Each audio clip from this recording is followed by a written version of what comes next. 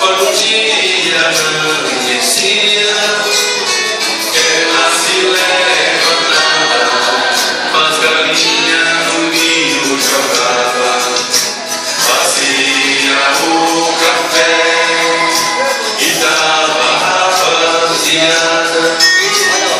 Conduzia pra roça, colher a plantação, o milho é mandioca, a mona e o feijão.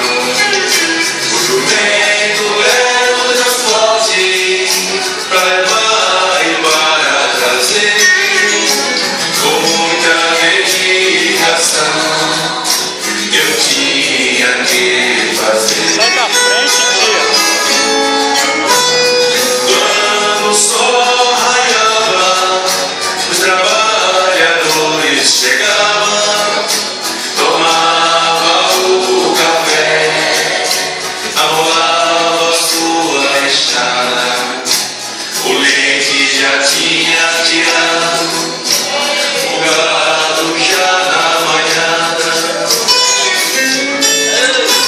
Agradeço ao meu Deus por ter dado os meus irmãos, ter crescido